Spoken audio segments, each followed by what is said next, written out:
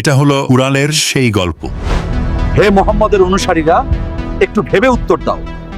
তোমাদের রব কি তোমাদের ক্ষুধা আর গরিবি ছাড়া কিছুই দিয়েছেন? আফসোস যদি তুমি বুঝতে পারতে উকবা, আমাদের আল্লাহ আমাদের ইজ্জত দিয়েছেন, আমাদের সমতার মর্যাদা দিয়েছেন। আল্লাহু আকবার, লা ইলাহা ইল্লাল্লাহ।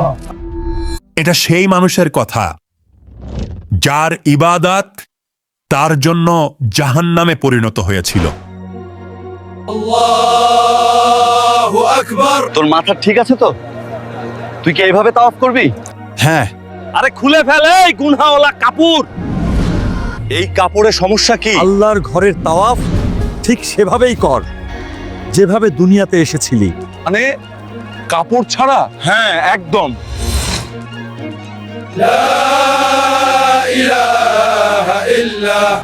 এটা হলো আল্লাহর সেই হুকুম যা দিন ও দুনিয়াতে এমন ভাবে বেঁধে দিয়েছে যা কিয়ামত পর্যন্ত কেউ খুলতে পারবে না।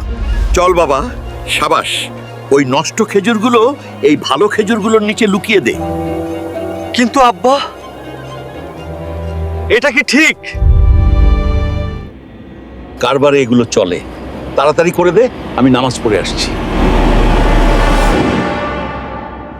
এই গল্পটা হলো সূরা মাউনের।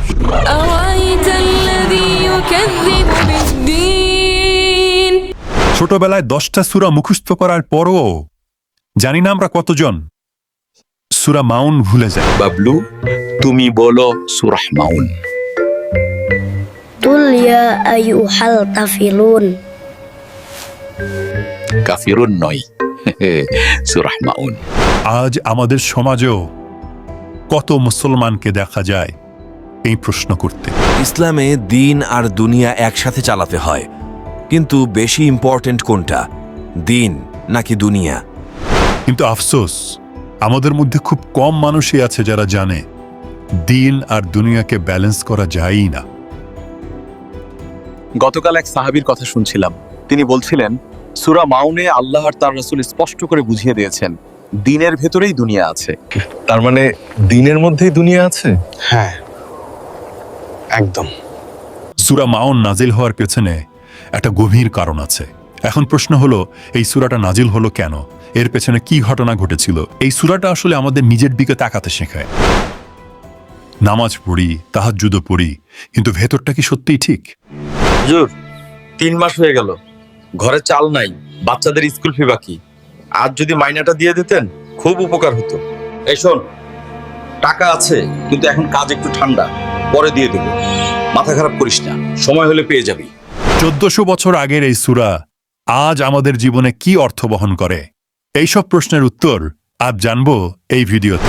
أرأيت الذي يكذب بالدين فذلك الذي يدع اليتيم ولا يحض على طعام المسكين فويل للمصلين الذين هم عن صلاتهم ساهون। স্কলাররা বলেন সূরা মাউন নাজিল হয়েছিল মক্কার সেই সময়ে যখন আবু লাহাব, আসিব ইবনে ওয়াইল আর আবু জাহালের মতো লোকেরা কাবার দেখভালের দায়িত্বে ছিল। তারা হাজিদের খেদমত করত, হজ ম্যানেজ করত, ইয়ামান শামের বাণিজ্য চালাত। মন দিয়ে শোন, হাজিদের খিদমতে কোনো সমস্যা না হয় পানি, কাপড়, আতর সব সময়ের মতো মজুত রাখবি। আর হ্যাঁ, কিছু ছুতারকে বলে কাবার দরজা ঠিক করে দিস। তারা বলতো হজ থেকে যে ইনকাম আসে আমরা মক্কার মানুষের উন্নতিতেই খরচ করি, কিন্তু বাস্তবে সবই ছিল নাটক। বনু তামিমের লোকেরা উলঙ্গ হয়ে তাওয়াফ করছে। ওদের যেভাবে ইচ্ছা করতে দে। ওদের ঘাটানো মানে ব্যবসায় লুস্কান। আর শোন, কাবার পাশে দোকান লেগেছে, গিয়ে ভাড়া তুলে আন। জি হুজুর, যাচ্ছি। চল। দিন দিন তারা যেন আরো কঠোর হয়ে যাচ্ছিল। তারা গরিবদের সাহায্য করত, কিন্তু দেখানোর জন্য। তারা মিসকিনদের খাওয়াতো, কিন্তু দেখানোর জন্য। তারা কাবার তাওয়াফ তো করত, কিন্তু তাও দেখানোর জন্য। আজকের দাওয়াতটা খেয়ে মজা এসে গেল। তাড়াতাড়ি বলো, আবার কি চাইতে এসেছো? কাসিমের ঘরে খাবার মতো কিছুই নেই, আপনি যদি কিছু আনাজ দিতেন খুব উপকার হতো। তোমরা তো রোজ রোজ চাইতে চলে আসো। আমি তো প্রতি শুক্রবার রাতে পুরো মক্কার জন্য 2টো উট জবাই করি। হ্যাঁ ঠিক দেখুন না হুজুর, যদি কিছু করা যায়। কিছু হবে না, এখন যা এখান থেকে। মক্কার সর্দারদের এই ব্যবহার মক্কার ভেতর এমন এক পরিস্থিতি তৈরি করে দিয়েছিল যেখানে গরিব মিসকিনদের কোনো জায়গায় ছিল না। পয়সা আর শক্তিশালী লোকের কথাই ছিল শেষ কথা। যেভাবে তারা চাইতো সেভাবেই গরিব মিসকিনদের ওপর অত্যাচার চালাতো। সবচেয়ে ভয়ঙ্কর কথা, এই অত্যাচার আর জাতপাতের অবমাননাকেই তারা স্বাভাবিক সংস্কৃতি বলে মনে করত। মন দিয়ে শোনো, কালকে থেকে 5 বছরের বাচ্চারাও আমাদের গুলামি করবে। আর হ্যাঁ, কোনো অসুখ বিসুখের বাহানা চলবে না। যখন রসুল সাল্লাল্লাহু আলাইহি ওয়াসাল্লাম ইসলামের দাওয়াত দেওয়া শুরু করলেন, তখন সেটা তাদের গায়ে লাগতে শুরু করলো। কারণ রসুল সাল্লাল্লাহু আলাইহি ওয়াসাল্লাম গরিবদের সম্মান দিতেন, সমান মর্যাদা দিতেন, আর গরিবদের পক্ষেই কথা বলতেন। তাদের মনে হতো এই মানুষগুলো যদি আর আমাদের গোলাম না থাকে, তাহলে 2 দিন পর আমরা কি ওদের সাথেই বসে খাবার খাবো? আপনি মক্কার মুরব্বী মানুষ, আপনি বলুন নিজের গোলামের সাথে বসে খাবার খেতে কেমন লাগবে? ময় থাকতে কিছু করুন, আর না হলে সব হাতের বাইরে চলে যাবে। তুমি ঠিক বলেছ উকবা, আমি আবুল আহাবের সাথে কথা বলছি। হ্যাঁ, যেন নিজের ভাইপোকেও সাবধান করে দেয়। এটা আরো ভালো। আর একদিন নবী সাল্লাল্লাহু আলাইহি ওয়াসাল্লাম এমন কিছু করলেন যা ধনী আর গরিবের মাঝের দেয়াল ভেঙে দিল, ইনসানিয়তের পতাকাকে সবচেয়ে উঁচুতে তুলে ধরল। সেদিন মক্কা অস্বাভাবিকভাবে চুপ ছিল। রোদটা কাবার দিকে তাকিয়েছিল, আর সরু গলির ভেতর একটা ছোট্ট ছেলে ছুটে চলছিল। এই ছেলেটাই ছিল মক্কার সবচেয়ে দুর্বল মানুষ। 1 বছর আগে অসুখে বাবাকে হারিয়েছে, তারপর অল্প দিনেই মাকেও। তার জীবনে না বাবা আছে, না মা, না গোত্র, না কারো ছায়া। সে একা ছিল, ভয়ঙ্করভাবে একা। তবুও তার বুকের ভেতর একটা ছোট আশা ছিল, হয়তো আজ আবু জাহেল বাবার রেখে যাওয়া আমানতটা ফেরত দেবে। এটা আমার কাছে তোমার আমানত আছে রশিদ, তাড়াতাড়ি এসে আমার কাছ থেকে নিয়ে নিও।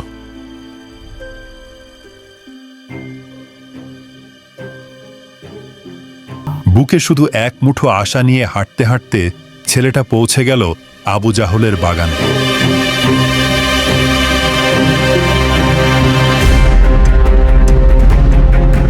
রোজ রোজ চলে আসে ফ্রি খাবার খেতে।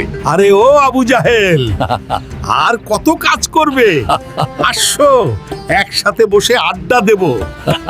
হ্যাঁ হ্যাঁ, আসছি। আরে ওই দেখো, রশিদের ছেলে।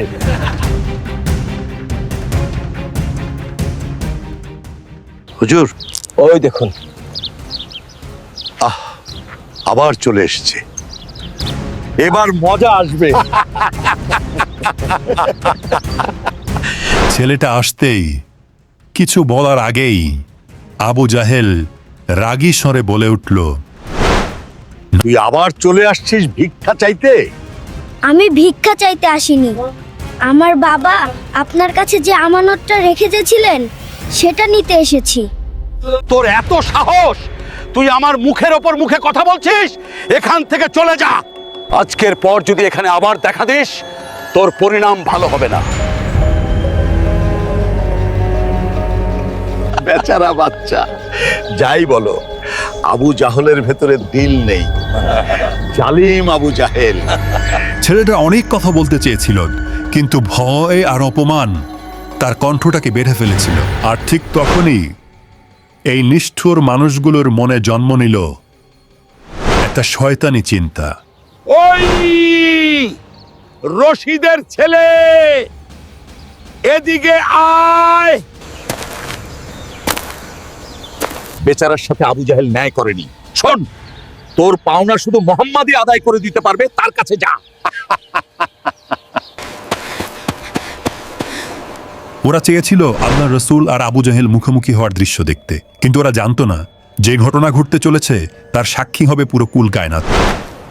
দৌড়া দৌড়া, দৌড়ে যা।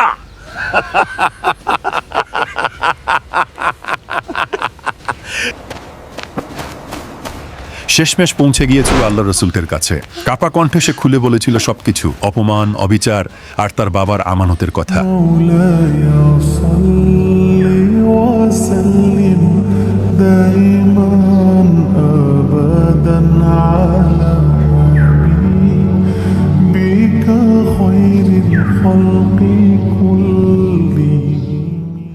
মুহূর্তের মধ্যেই আল্লাহ রসুল সাল্লাল্লাহু আলাইহি ওয়াসাল্লাম উঠে দাঁড়ালেন।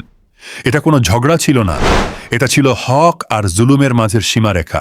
ওরা চেয়েছিল আল্লাহ রসুল আর আবু জাহেল মুখোমুখি হওয়ার দৃশ্য দেখতে, কিন্তু ওরা জানতো না যে ঘটনা ঘটতে চলেছে তার সাক্ষী হবে পুরো কুল কায়নাত। রসুল সাল্লাল্লাহু আলাইহি ওয়াসাল্লাম বাচ্চাটাকে নিয়ে আবু জাহেলের বাগানের দিকে চললেন।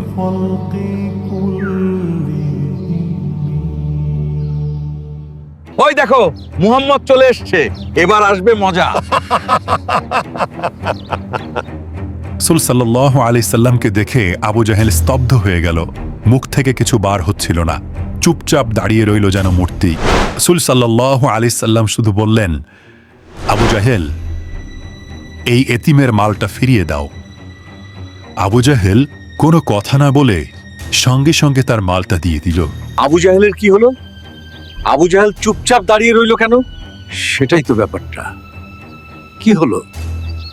আল্লাহ রসুল চলে যাওয়ার পরে তারা আবু জাহেলের কাছে এসে বলল, তুমি কি ঈমান নিয়ে এসেছ? আবু জাহেল পাপা গলায় বলল, কাবার মূর্তিগুলোর কসম, মোহাম্মদকে দেখে মনে হলো কোনো অদৃশ্য শক্তি আমাকে মাটিতে মিশিয়ে দেবে। এই বুখারী, সাহিহ মুসলিম ও মুস্তাদে আহমদ ছাড়াও তাফসিরের বহু প্রসিদ্ধ কিতাবে এই ঘটনা সূরা আল মাউনের সঙ্গে সম্পর্কিত বলে উল্লেখ করা হয়েছে। আল্লাহ তাআলা এই সূরায় কারো নাম উল্লেখ করেননি, কিন্তু যখন মক্কায় সূরা আল মাউন নাজিল হয় তখন মক্কার প্রভাবশালী নেতাদের মনে হয়েছিল এই সূরা যেন তাদের মুখোশ খুলে দিয়েছে, এই সূরা যেন তাদের জন্যই নাজিল হয়েছে। মোহাম্মদ আমাকে অপমান করেছে, এতিমের হক খাই বলে। আরে মোহাম্মদ তোমাকে নয়, আমাকে অপমান করেছে। বোকার মতো কথা বলো না, তিনি আমাকে অপমান করেছেন। এটা ছিল সূরা মাউনের ব্যাকগ্রাউন্ড স্টোরি। চলুন এবার এটাকে গভীরভাবে জানি, একদম সিনেম্যাটিক ওয়েতে। চলুন এবার আরো গভীর থেকে সূরা মাউনটা শোনাও তো। বিসমিল্লাহির রহমানির রহিম।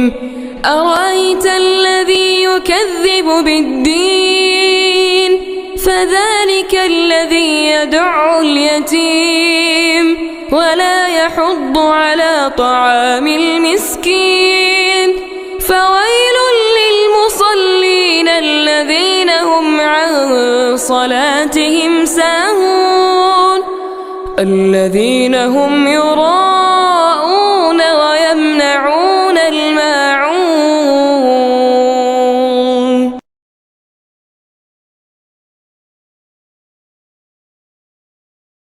প্রথমে এটা বুঝে নেওয়া দরকার, সূরা মাউন সমালোচনার সূরা।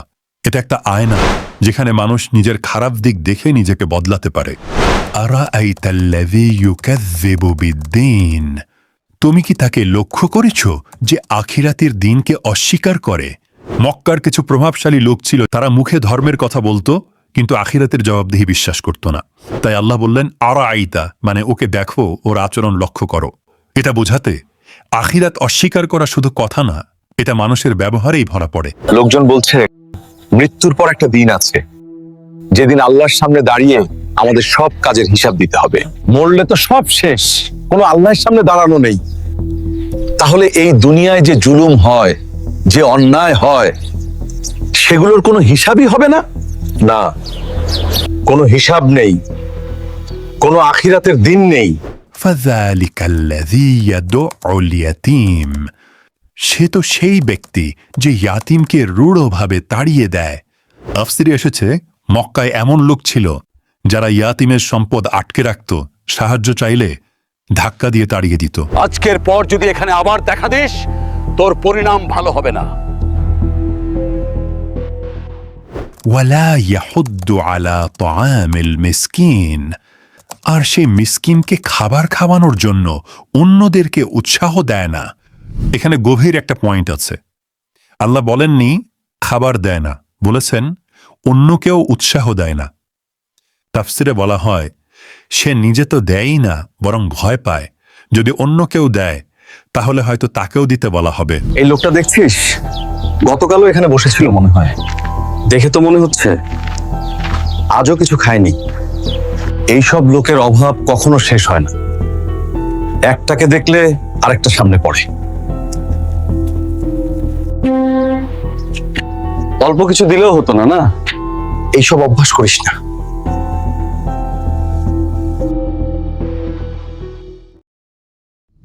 ফাওয়াইলুন লিল মুসাল্লিন, অতএব ধ্বংস তাদের জন্য যারা নামাজ পড়ে। আল্লাযীনা হুম আন সলাতিহিম সাহুন, কিন্তু নিজেদের নামাজের ব্যাপারে উদাসীন থাকে। কেন নামাজীদের কথা এখানে এলো? এখানে নামাজ না পড়াদের কথা না, বরং যারা পড়ে কিন্তু গুরুত্ব দেয় না তাদের কথা বলা হয়েছে। চল চল, নামাজের সময় হয়ে গেছে। আব্বা, এখনো 5 মিনিট বাকি আছে, তুমি চলো, আমি আসছি। নামাজটা তো পড়তেই হবে, এখন না, একটু পরে উঠে পড়ে নেব। আল্লাযীনা হুম ইউরাউন, যারা লোক দেখানোর জন্য ইবাদত করে। একটু আগে নামাজ শেষ করলাম, আলহামদুলিল্লাহ। তাড়াতাড়ি পোস্ট করে দিই, অনেক ভিউজ পাবো। কেন নামাজীদের কথা এখানে এলো? এখানে নামাজ না পড়াদের কথা না, বরং যারা পড়ে কিন্তু গুরুত্ব দেয় না তাদের কথা বলা হয়েছে। ওয়ায়ামনাউনাল মাউন, আর সামান্য সাহায্য আটকে রাখে। মাউন মানে ছোট সাহায্য, দৈনন্দিন প্রয়োজনীয় জিনিস, জাকাত। যার হৃদয় এতটাই কঠিন সে ছোট জিনিসও শেয়ার করতে পারে না। সিমের ঘরে খাবার মতো কিছুই নেই, আপনি যদি কিছু আনাজ দিতেন খুব উপকার হতো। কিছু হবে না, এখন যা এখান থেকে। জানি সবাই আমার উপর রেগে আছেন, বিশ্বাস করুন আসল দোষী আমি নই, সব দোষ এডিটরের। যাই হোক, এই ভিডিওতে দেখানো ভিজুয়াল ও চরিত্র আপনাদের বোঝার সুবিধার জন্য ব্যবহার করা হয়েছে। চ্যানেলটি সাবস্ক্রাইব করে লাইক এন্ড শেয়ার করে দাও। ভিডিওটা কেমন লাগলো কমেন্ট করতে ভুলবেন না। দেখা হচ্ছে নতুন কোনো ভিডিওতে। আসসালামু আলাইকুম ওয়া রাহমাতুল্লাহি ওয়া বারাকাতুহু।